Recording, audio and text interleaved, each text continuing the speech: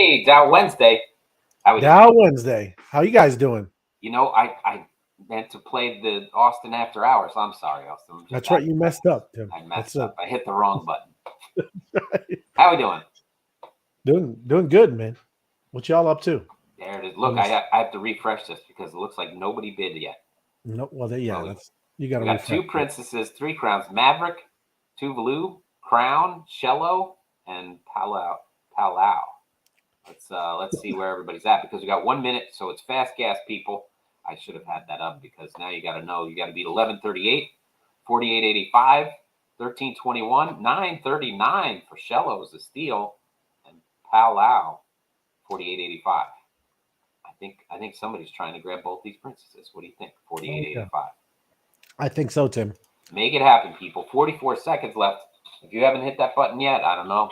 No guarantees. No guarantee. Yeah, it gets close. Like we know, it's 30 seconds in, Tim, and it's tough. That's tough. It is. Shello, this is a nice one right here, and it's got this nice empowerment fee. I know you guys don't like me talking these up, but that's a steal at 939. I'm sorry. Yeah. What's your favorite, Tim? What are you guys' favorite out of the Apexes? Just in general. What do you guys like? My whale. The whale. Yeah, I have a crowned whale. Yeah. It's got to be my favorite. What about you, Austin? I like the I'm glitching a little bit, but I like the goblin, and I like the cat on riding the motorcycle. Oh yeah. No, that is a favorite. I like that one too. Here we go. 2100 for Maverick, 5009 for Tuvalu, Crown at 1321. Shello bumped to 989, and Palau at 49.95. Did not break the 5 mark, but they both jumped up a little bit. I guess I made somebody worried. They were both there the same way, but Maverick winning the Apex piece tonight. Good thing, yeah. That's I also like the skeleton. What is that one called? Scully. Yeah. Yeah. Scully's cool. I like that one. Yep. That's probably my second favorite. Right. But, you gotta love the whale. Oh yeah. Yeah, whales are nice. And yeah, you got yours. That was nice and clean, Tim. Congratulations. Good stuff. So I promised let me go first, Ray. I promised a quick new segment. We're going to probably do this all the time, so I grabbed some introduction stuff. Listen to this. Hey, let's lock that down. Lock it up. And that means that someone else has lost their NFTs. Nike COO loses his NFTs in a massive hack. Lock it up, people. Lock it up. Lock it down. Whatever you got to do, that's going to be our new segment. The Lock It Up segment, where somebody loses all their stuff. And he lost it because he was hacked by a clever fisher. So it doesn't matter who you are, you can lose all your stuff if you don't take very good care of it. So this Nike guy lost. I didn't see exactly how much he lost, but it's no fun. It's not nice to make fun of people, but I'm just saying this COO here, it looks like $173,000 worth of NFT. Oh, that's no good, man. That is no good, man. So I like that segment. That's good though. Lock it up, Tim. Lock it up, people. Lock it up. It is. That's true. Hey, and I was just in discussion with some today. I know D-Ray and even some others. A lot of people are ordering the ledgers, and we're going to start doing some of that stuff with Zoom meetings. We're going to get on, show everybody what that does. Because there's a couple different ways. Ledger Live, right, holds a lot of crypto, and then also you use it with your MetaMask. And I know that there's others. I know that works with other decentralized wallets, but that's what we're all familiar of. And we're going to start doing that. We're going to start doing some Zooms and some breakouts, and get everybody to lock it up. That's awesome, man. I like that. That's it. Yeah. The Lock It Up section. I hope we don't have to do that too often, but they'll come back whenever somebody gets compromised. The next one I got, crypto exchange. Now, Ray, you like this one because you're an ENS guy. Yeah, I like ENS. The adoption boosts ENS registration to over 2.2 million. Wow. Rounded 2022 with 2.2 million. How's that for numbers? You should play that in the lotto. Yeah. A lot of twos in there. But ENS names taken off. Full year, platform recorded 2.2 million registered domains, despite the market conditions that we all know about. According to the service, 80% of the total ENS domains created since the project's inceptions were registered in 2022. So nice, good for them. Yeah, congratulations, ENS. I like ENS. Plus, they did the airdrop. It was nice of them, you know. Yeah. Well, like I guess that's what. What's that? When they like get back. We like airdrops, Austin. Yeah, you got some of that stuff like too. that. It was a good day. It was a good day. I remember that day. Everybody likes it when they get back quick. Right? It is. Yep. And this one leading into our program tonight, Lido overtakes MakerDAO. I hope I wasn't stealing your thunder there, Austin, but MakerDAO and now has the highest total value locked in DeFi. So we got something to shoot for. What do you think about that? Here's the chart. Lido up just 0.02%, but with 5 billion, almost 6 billion, 5.9 billion, and MakerDAO has 5.89. So they're squabbling over. Oh, we'll get that, Austin. We'll get there. Don't worry. That's easy. But that's easy. We can shoot up this list just like leveling up in the Discord. That's we'll right. In there. That's right. Yeah. You just got to throw dollars and crypto in there. That's awesome. I went right into the news without telling everybody what got auctioned off. Sorry about that, everybody. Let's have had it. Tuvalu, as far as I think it's pronounced, formerly known as Ellis Islands, on the island country of microstate, and by population, it's the world's smallest sovereign country. The land area, it's the world's third smallest sovereign nation. Only Monaco and Nauru are smaller. It took a while for Tuvalu to become part of the UN because of the years it couldn't afford the entrance fee. Who knew there was a big entrance fee? Membership fee. There's a membership fee. Of course, you got to pay. You always got to pay. However, the internet domain names were first assigned to countries. It received the sought-after .tv. There you go. Yeah. The country negotiated a 12-year, 50 million lease of its domain in 2000, and again in 2012 to be used the profits to join the UN. Wow, that's cool. Yep. Install electricity on the outer islands and create a scholarship program. Wow, that's fantastic. Yeah, I love that story. That's some good news. That is good news. It's nice. Right there. Tuvalu. Now I wish I bought that princess. You should have. Palau, renowned as its beautiful tropical paradise and one of the true unspoiled destinations on Earth, Palau is an island nation and an archipelago of 340 coral and volcanic islands in the 16th smallest country by area. Considering the size of the country, it at 177 square miles is the most governed place in the world. It's divided into 16 states, which are further divided into municipalities, and every municipality has both a tribal chiefdom and an elected legislature. So with only 18,000 people, it's obviously over-governed. I think everybody's in the government there, I guess. Hey, well, now they got princesses and royals. That's right. Home to Jellyfish Lake, a landlocked marine lake filled with millions of non-stinging, transparent jellyfish that swim in mass to follow the path of the sun daily, and people can swim with them. Wow. That's okay. I don't know if I really want to swim in jelly, but even if they're not stinging. But there's a lot of government officials there. Yeah. How about that? You scuba dive, Austin? You a scuba diver? I've never been before, but I think it'd be fun to do. Yeah. Have you? No, I'm not scuba. I'm not with a tank. Like I do snorkeling. I like to be at the top, right? But I don't want to go down there. Why not? Because you don't know, man. All of a sudden something stops, or you bump into some dude with big teeth. I don't mess around with them. There's a place off of, I don't know the exact country or like the ethnicity of the people, but it's like off of the coast of the Philippines. Yeah. And they've been free diving for so many generations that they've actually gained like a mutated lung that they can stay underneath water for like 40% longer than a normal human or something like that. They can go underneath there for like 15, 20, I don't know what the time is, but they spend most of their day underwater because they just fish all the time. So they just 8 hours a day, 9 hours a day, they're underwater just free diving. So it's actually kind of crazy.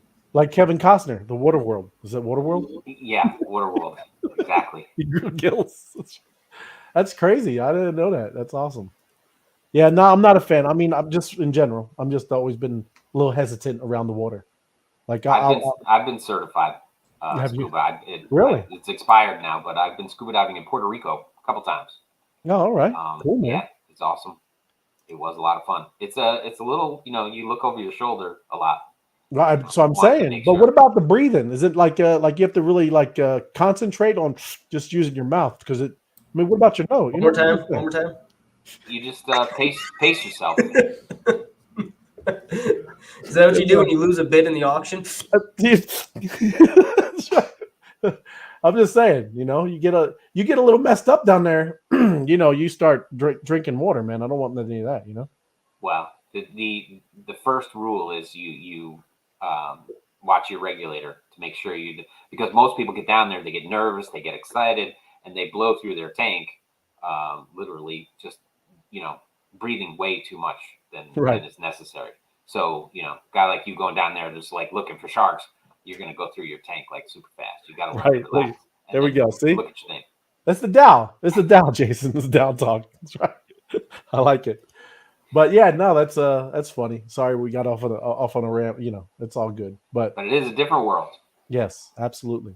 But today, obviously, is DAO Wednesday, and I do have some things just to get us along, the conversation, because there is, this is a DAO amongst many things. This is obviously a DeFi NFT project, a DAO, Web3 VCs. There's a lot of stuff going on here, and we like to use Wednesdays to talk about this awesome ecosystem that we're a part of here. So let me share this. Get up here. Just thing, and this isn't I think it's a couple months ago, but the Marshall Islands has legally recognized DAOs as domestic limited liability companies. What is it? Is it there? What is it? Wyoming? Is that around here too? That I know it's in the U.S., but is that also does the same thing? Did they recognize that as well? I think they do. Yeah. So I'm that's where the first property was that city DAO bought 40 acres, I think, out in Wyoming. Right. So yeah, that's what they have. The DAO Act of 2022. It's incorporated as LLCs, enabling them to identify as DAO LLC. So you're starting to see this not only happening in the U.S. and other places, but all around the world. And this is in the Marshall Islands. So pretty cool stuff. This was talking about this is a podcast. You ever if you haven't heard about the Cafe DAO and the Labor DAO, they're sitting down together and talking. I think that's what Austin had a good idea about. This is not only we'll be discussing ours, but we want to kind of start also talking about what others are doing, because I think that's kind of cool with all the DAOs doing have different ideas, different objectives, and we can all learn from each other, right? Absolutely. So what's this talking about is workers should be stakeholders and have access to equity. And down here, when he's talking about his boss let the workers take control of the coffee shop's operation and run it as they pleased. I was just so grateful. He shared the people that were left. We were just as happy to work together that it was almost seamless. So he's just down here as a quote. That's when I first conceptualized the idea of the Cafe DAO, how we can run an organization decentralized, where there isn't a central leader, there isn't a CEO type person. Our customers were very happy. We were very happy. It was like the happiest time in my life, to be honest with you. And I was just kept thinking, is there a way to do this out in the real world where I have a say, a vote, right? That kind of sounds pretty familiar, right? What do you guys think? Yeah. At least for me, I find it hard to believe that all the coworkers were able to seamlessly, happily run it. Happy, he said. Austin, he said, the happiest it's ever been. It was seamless. I've had some coworkers that were awesome, great friends. And I've had some other coworkers that I don't know how they got along that far in life. Yeah. Well, I can tell you. I think attitudes change when you got a piece of the action. I being in the restaurant business for 17 years, when managers or people have a piece of the business, they definitely act differently. Well, I think this has something to do with this coffee, man. Everybody likes coffee. It brings you in a joyful mood. I guess it also has the other side is that, going to bring the hype and get you going, right? But that is it. This is how this started. He kind of just did this kind of on a whim, and everybody was kind of just working together and no central type structure. I think that's what we're starting to see here. I talked to some of the geezers today. You talking to some of the different groups that are doing different things. I really see that people are really starting to kind of really identify with this, right? Because it was cool talking to Crypto Bust today. I was talking to him, and they're really starting to create their own subgroup, right? And I think that's the big key of everything with this decentralized autonomous organization is everybody forming their own little sub communities, right? You guys think? Well, we started out with that kind of buzz, all the captain hats are going to go and do this, and all the, the wannabes were going to start something, and all the, so we thought that was a natural, thing to start grouping up, and I'm sure they'll find their way. But that was, right off the bat when people were minting out, like, oh, I'm on the captain hat team. I remember there was big talk about all that stuff. So eventually we'll find our way there, but it's just funny watching those traits come out, and then we'll see what emerges from there. Yep. But like even Crypto Bus, and you see when you go into their spaces, the hummingbirds, and sometimes you hear them talking about farming and how do you do ecological, just for the environmental type of stuff that they're doing with farming. But like I said, it's neat how there's just a different type of set of groups, right, that are starting to work together and doing their own things and coming up with their own ideas. That's really the I think the beautiful part of any of this DAO stuff is that what this guy's talking about. No CEO, no kind of structure, and it's still to be able to be cohesive and everybody's working together, and still, obviously you see some of them getting into the bees. It's just a natural thing, right? So that's what I think was a cool conversation I had today. So Very cool. At least he was saying, at least for me, it was born from frustration of not being able to control your destiny. Essentially, I mean, we work these jobs like literally 5 or more days a week. We spend a large majority of our time at these places of work, but we don't really have a say in the direction of the business. A DAO could potentially give workers a say in their destiny. And that's exactly what it is when you hold an NFT, a bee, right? You have a say. Even at a lesser extent, you're going to start seeing holding bee honey, the tokens, because again, you'll start seeing this probably will start getting out of reach, right? These NFTs, literally the ETH price is going to get a little out of reach for certain people. Well, you're going to be able to go back to and using bee honey tokens, but that's all will give you a say in what's going on here, right? Because it's great for the whole ecosystem, right? Whenever we maybe look and try to invest some of the DAO treasury into something else, however that comes back, whether we use it to put it right back into the DAO or they use it to burn bee honey tokens, you use it for the entire ecosystem, and that's kind of the mindset of people want to kind of start thinking about here is thinking about the whole as a group, right? This is your company, right? And that NFT is your share, right? Your stock.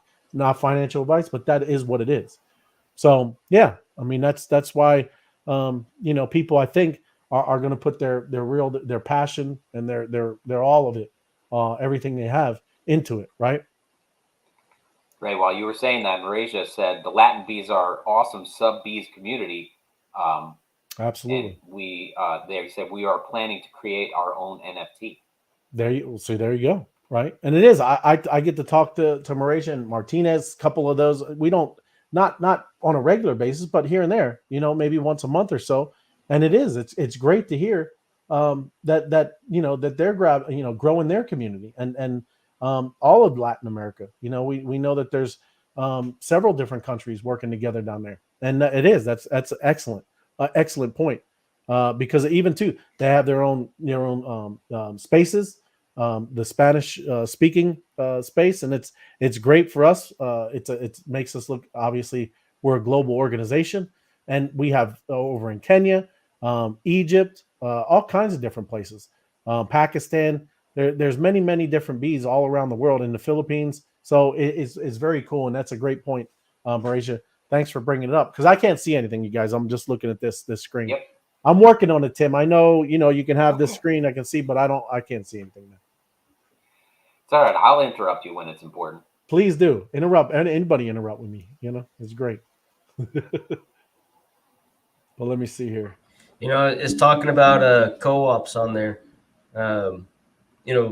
That's I seen on Twitter the other day that there's actually people doing an insurance, like health insurance co-op. Yeah. So they say, we're tired of trying to rely on the insurance companies or whatnot. We're just going to take care of our own. So it's like some city, they launched their own like healthcare co-op, and everybody just paid like a premium into it, and it went into like a treasury. And then when somebody needed like medical bills or whatnot, it came out of that treasury or whatnot. So it could be something that DAOs can look to scale, or even we can have like our own SBU health insurance down the line. Sure. That sounds Where like you an pay awesome like idea. a certain amount, maybe something in ETH every single month, and it adds to a pot, and it pays the insurance and bee honey or something. That'd be kind of crazy. That would be Everybody has awesome. health coverage. Yeah. No, that would be awesome. Same thing. I like that one. That's the first time I heard that idea. Well, why you been holding out on that one, Austin? That's right. What are you doing? Get on that one, Austin. We want some DAO insurance, bro. That is cool. Well, there is a DeFi protocol. It's called Nexus Mutual, I think. Yeah. What they do is they insure like your DeFi liquidity pools.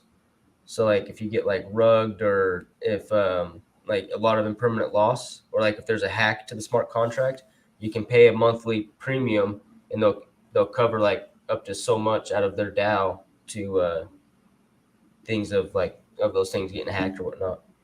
Oh, specifically for hacking, like what if somebody like in a group, obviously the past week, getting scammed, clicking on a bad link? Is that the same thing? No, more so of So like if there's a yield farm and somebody was able to hack the smart contract and drain all the tokens out of the yield farm. Gotcha. So the people that were in it would be able to qualify for like this insurance from this DeFi protocol. But it happens all on chain. So like it executes all at the same time. There's no like arbitration or whatnot. It's pre-programmed that if this gets liquidated or if this happens, then money gets sent from this spot over here to that person. So it's all automatic instead of having to deal with all the insurance agents and whatnot. Yeah, no, that's cool. I think that would be awesome. I mean, I don't think that there's too many people getting scammed. I don't think you can cover it all. But if there was something like that, and at least if there was less happening with people getting scammed, I think that would be a feasible. Everybody would kind of go into for that too, right? There's probably something out there like that, but yeah, people are getting clicking on links too much to cover any of that, right? Even if it was a percentage, half of it or something, Yeah, it's mostly I think it's the exploits. So like smart contract exploits, the smart contract hacks. Yeah. So in that case, and those aren't very frequent, but yeah, if those happen to be too much, then that needs to be like a huge insurance fund. So I don't know all the details on it. Maybe I'll have to look back into it. They got really popular in DeFi summer. Right. No, that's cool. But I mean, even the thing for just everyday scams, that would have to be a very, very high premium. I mean, it's just like insurance. But yeah, I don't think you can really cover all that. It's too much, man.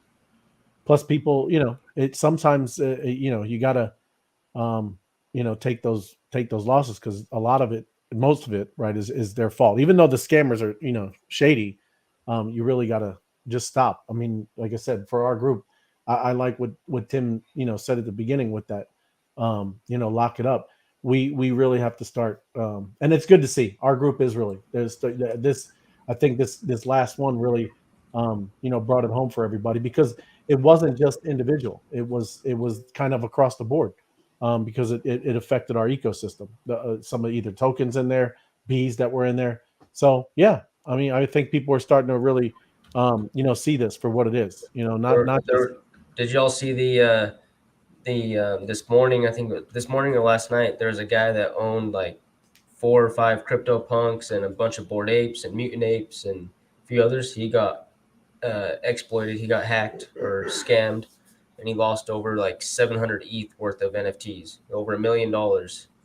He lost in value of NFTs just because of clicking on a bad link. wow. So that'd be a horrible way to wake up. But Was that one of the creators of Bitcoin? That guy? nope, this is another guy. There's another one. Yeah. It is. We got to run that clip every single night. Lock it up. It is. No, I absolutely. That's why I said that's a great segment, and we do. I think every day we have to talk about that. They're take one step backwards. Jeremy says, "Did Austin say he wanted to pay for my health insurance?" Night Owl says, "DAO health insurance, definitely something." And George says, "I love the idea of a DAO health system." Right. And the Latin bees. And it's not so crazy of an idea. I mean, I think it's actually. No, I love the idea. It can be pretty simple. You just get people that actually know the industry, know how to, how it all works, and implement it with the DAO. And it has to be because like I sold insurance. I went for Humana for a while, and it's the people that negotiate the prices, right? That's the big thing with insurance guys, right? Is that those companies can negotiate with the hospitals and the prescription places, and they can get great rates, right? You can't do that as an individual.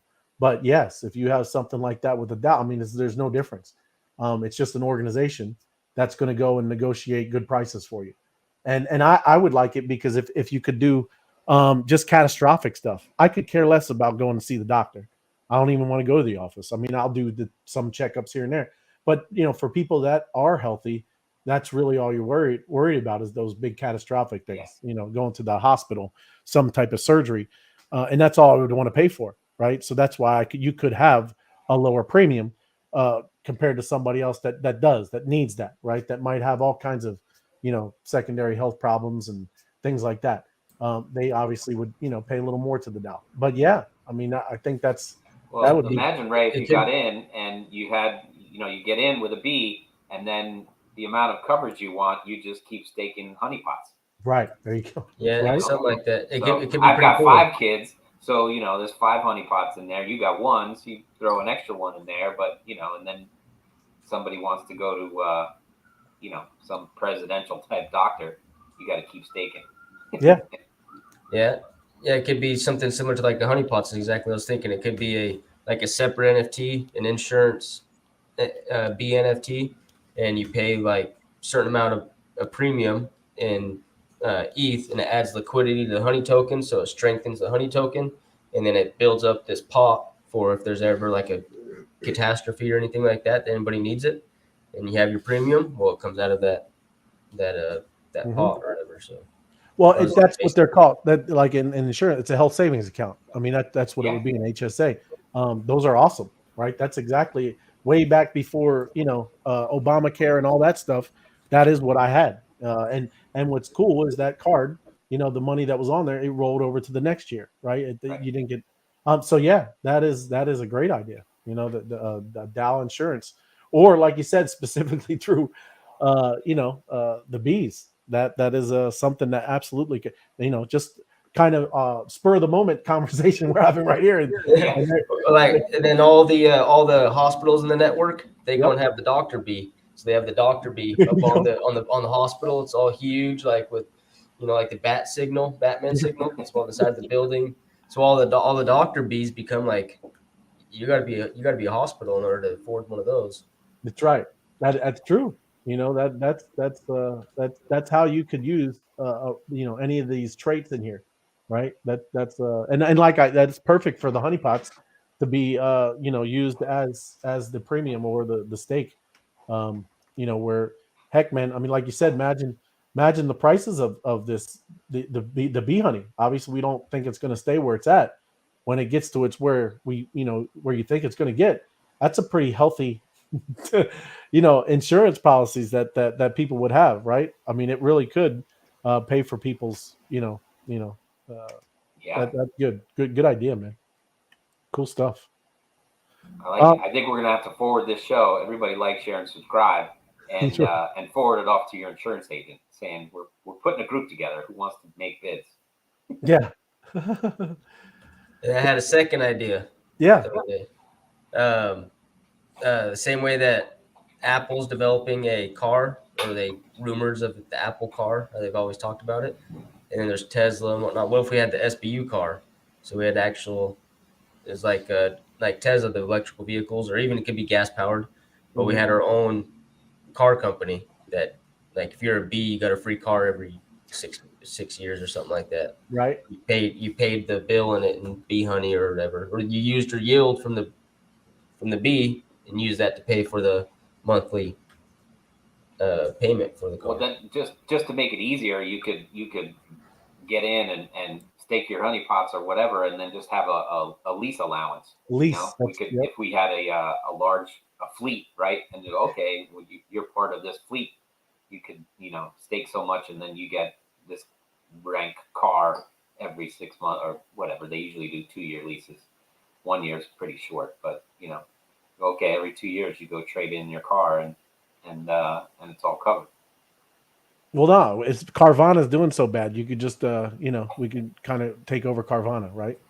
Instead of a vending machine, we'll have a hive. Instead of the vending machine, we'll have the hive. You just wave your wallet over the thing, and just this car will just pop up out of a honeycomb. Spits out at the bottom, man. Well, then you could just go with a company like Zipcar, who has cars lying all over the place, and you scan your QR code and it unlocks the keys to the car, and you just drive it around and stop, and when you walk away it bills you for whatever you do or whatever. So well, then we could add I know and that's great what you're talking about, because then we could add how Google Maps, there's a mining one right now, right? You can sends you the camera, and you can earn crypto by just driving around. So that's how you get back to the DAO. Nice. Have you seen that? No. Have you all heard of that? No, but my kids are driving around all the time. I'm going to sign them up. I think you told me about it before. It is. It's like a $600 camera. You buy the camera, and it's already hooked up to the blockchain. And as you're driving, you're earning rewards of crypto.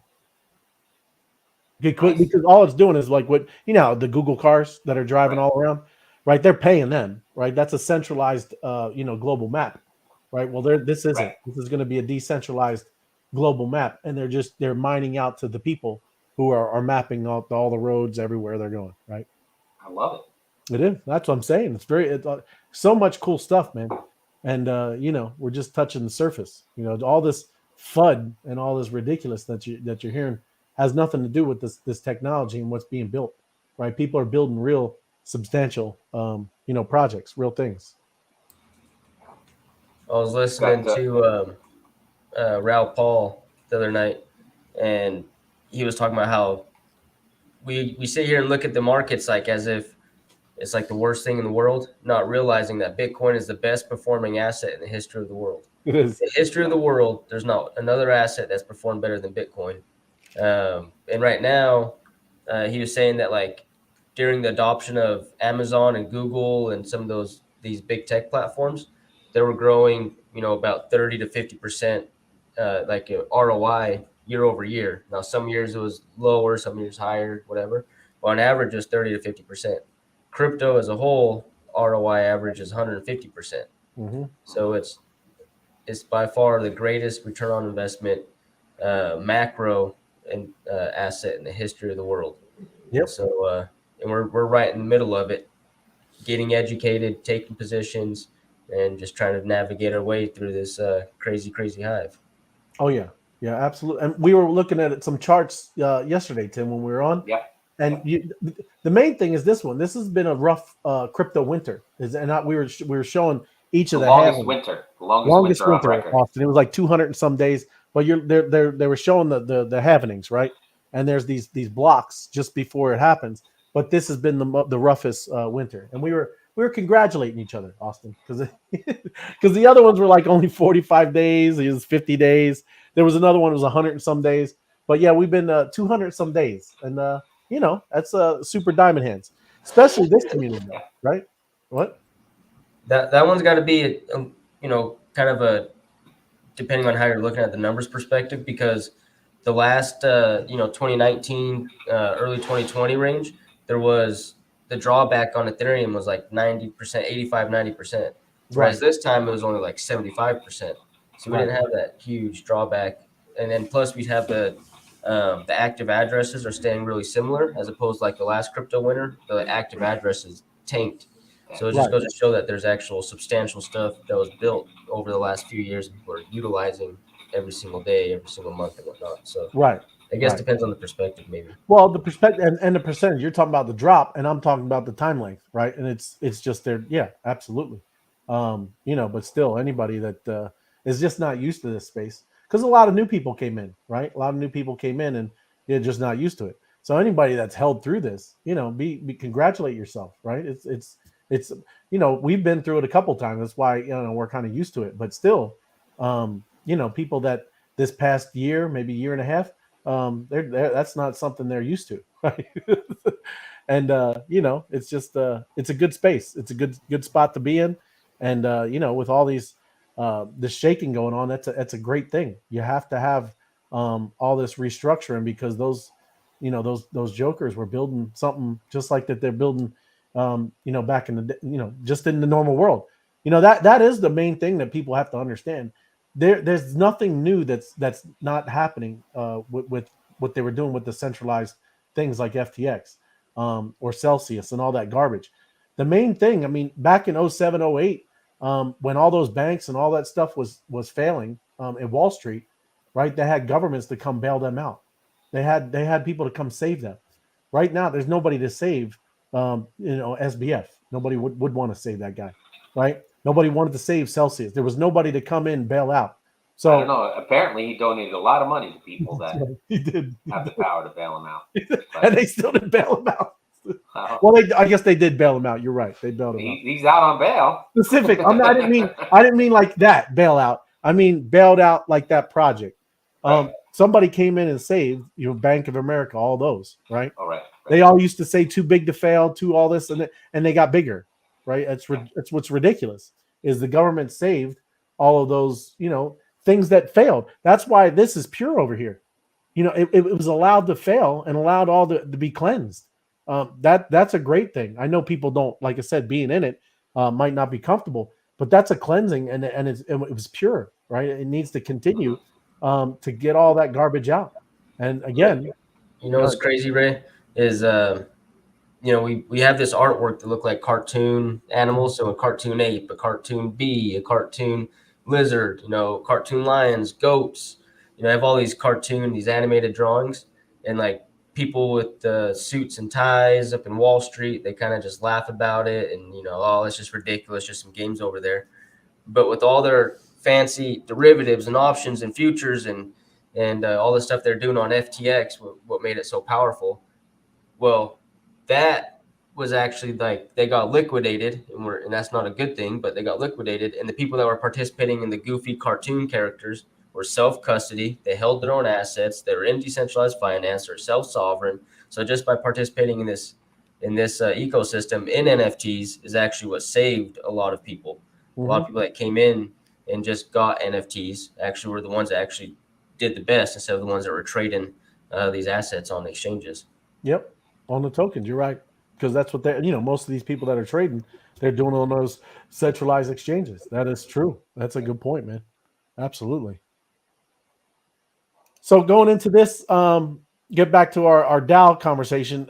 This one's more about sports, man, and this is Web3 projects aimed to create engagement between fans and sports leagues, and this one's about this karate combat. Have you seen anything? There was an actual match recently. I think it was just before New Year's. You ever heard anything about this? No. Okay, I'm just asking because it was pretty cool. Even the way that they fought, there was no ropes, right? I'm going to show you the octagon, or it's not even octagon, it's square. But the way it is, it's set up differently, and it was I think it was in some casino. So I'll show you in a bit. But this is a multi-billion-dollar sports industry is undergoing a digital transformation and Web3 elements are likely to play a major role. And that's what they're doing with this, with NFTs, using this and blending it with this fight, right? This fighting matches. According to the report, such advances may lead to significant increase in fan engagement. This is important to consider, given that fan engagement has long served as the backbone of ensuring sponsor revenue, ticket merchandise sales, and the popularity of the sport. People, it's all about the fans, right? So this direct relationship with sports leagues is allowing us Web3, and he's saying this global adventures, this Don, I don't want to say his name, I don't know. Sorry. Web3 is the internet with true ownership, as it provides a built-in layer that makes it easy to hold and transfer value. For sports leagues and their fans, Web3 can be a game changer in building direct relationships, aligning incentives, and enabling true ownership and influence, in this model. So this is a DAO. They're using a DAO model, NFTs, and cryptocurrency to demonstrate how owners of sports property can use technology to perform revenue shares, open intellectual property licensing, or take fan votes into consideration. So it's using all kinds of different gamification stuff, get fans engaged, and obviously opening it up to an intellectual property and licensing, because you see that with with our collection, with the apes. A lot of people, obviously, you get the IP rights of the bees and things like that. So let me go to the actual. There it is. But this is the stadium, man, and it's pretty cool. Like I said, this is indoors, right? It looks to me, I know it's not, but it looks like Paris, the hotel. If you ever been inside, it looks kind of like that, but it's in Paris. But check it out, man. It's a square. There's no ropes, and the fans, they're right there, bro. It's crazy because not this match, but one I saw, dude, he got tossed almost he was all up hanging in the audience. So it's just a cool new way of kind of doing it. And this, like I said, this is a karate combat, and I'm just going to show 35 seconds of it. Let's see. So maybe the whole first 2 rounds was a setup to this thing. We'll give him that credit, but yeah, frankly, Mina, that is out cold as you like.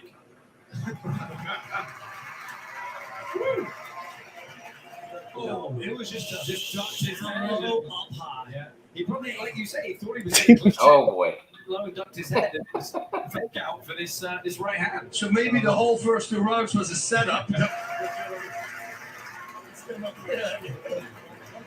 Was this a Halloween party, Ray? It might be. Either or. It doesn't matter. That's what happened. That's what happened to the bear market when the bees came rolling through. That's right. Knocked it out. That's right.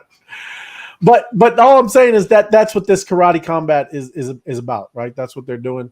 They're merging stuff like NFTs and karate, but they're also doing it through a DAO. They're launching karate combat launches a DAO. So it's happening in all kinds of different things. And yeah, you could see that big time with sports. Imagine being a fan and you're part owner of this. Oh, God, if somebody could talk, I gotta. I'm just going to add that Jason says, looks like an underground bare knuckle fight. And George is saying, buy low, sell high. You'll do all right. Buy high and sell low. There's a lot you need to know. All right. But yeah. Welcome back. All right. Thank you. You. Make it? I'm going to make it. Yeah. It's catching something. My daughter bringing stuff home, man. Messed up. Uh-oh. You need some better health insurance. Yeah, I need the DAO insurance, man. Honey health. Honey health, I do. I need it. That's probably messing with the crazy diet, changing that stuff up too. That's messed up, man. But yeah, man. We need the ray of light prepared for takeoff. That's right. Need them light. The light. But yeah, how cool would that be? As a sports fan, and you get to be a part of that, and ownership of it. Right? How much more passionate would you be? Would you show up to more of the matches? Right? Yeah, that would be cool, and then it wouldn't even be like a fantasy league. You'd have a real live league. People be investing or backing, certain fighters and all that kind of stuff, and taking part of every part of it. That's wild. Well, imagine the gear. You're backing a certain fighter, right? And then you get to have your gear on there. Other people. Think about the sub communities in the bees, right? All the different NFTs, and these are different camps, right? That are all a part of this karate match. Whatever. Everybody's kind of backing who they are. That I'm just saying that's really cool. You can see how this is going to be really. It's completely different, man. It gives you a complete different mindset, right? This is really your team, right? This is really your group. It's a whole different thing, even more than fantasy football or fantasy sports in general, right? Well, you'll see in 10, 15 years from now, maybe even sooner, maybe a little bit longer, but you'll see 10, 15 years from now, a DAO acquiring a professional team, whether it's the NBA or NFL or Major League Baseball. Same way that we're seeing it starting to rename some of the stadiums. Mm-hmm. I wouldn't be surprised if there's a DAO that acquires a Major League sports team. I thought a DAO tried to do that with the Denver Broncos. Not sure about that one. I thought I heard something like that. It was right after. Who would want the Denver Broncos? Somebody wanted it more than that DAO. But there was also the group, that DAO that tried to buy the copy of the Declaration of Independence, and they got beat out by, I think, the guy that owns the Mets. I think he ended up buying it. But there was a DAO that was after that, and this DAO formed and raised like $46 million in a couple days, so that they could bid on it and do it. And then of course they just got outbid.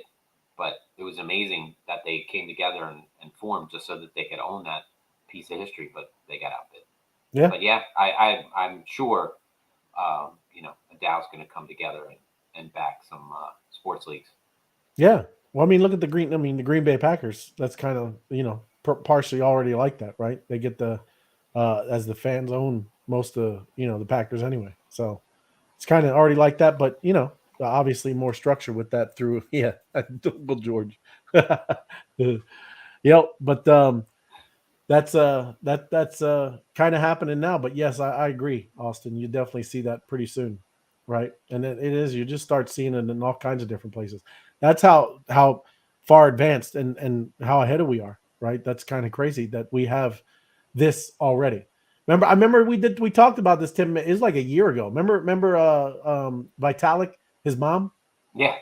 She's still working on her DAO, Austin. Right. Vitalik Buterin, right? She's trying to raise money and do that stuff. Yeah. And he won't even help his own mom build it. And I'm just messing. I'm not saying. But yeah. it'll be worth more when she does it on her own. That's right. And that's good. That's good. He's really encouraging her, right? Get after it, Mom. It's like, there you go. There's Cheesehead Will. I know that's his team. He's an owner. He's an owner. That's right. But I don't know how you guys have anything else about but I think that's it's exciting, man. We get to kind of really be the pioneers and roll this out, because I think we art. covered some good ground tonight. That insurance idea. We got to make that happen. Well, we're Web3. We're Web3 VCs, so we're going to be able to do that. Yeah, we're going to be like, oh, you know what? I like that. Yes, let's start our own insurance. There you go. Yeah, well, another thing too is, with that being said, some of us are going to need some insurance. There's going to be people without corporate jobs where they don't have those type of benefits, and so we're going to need some of that insurance. And there's something that happens May 11th for the rest of, for a long time, that every bee is going to get. And so knowing that, if you're an entrepreneur, why don't you create some type of product or service that benefits the bees, because you know what they're getting May 11th. Yep. That is true. Yeah, anybody that's in that field, I mean, really start thinking about it. I mean, that's something that we could really use and do. That is a great piece. That would be, imagine you have this DAO. I mean, I don't really know the full numbers of how many people, but it's 2,000-3,000 people tops you would have to cover. Is that what it is? Unless it grows, right? I know there's a 13,830. Really, if it was one-on-one, that's still not a ridiculous number to cover, right?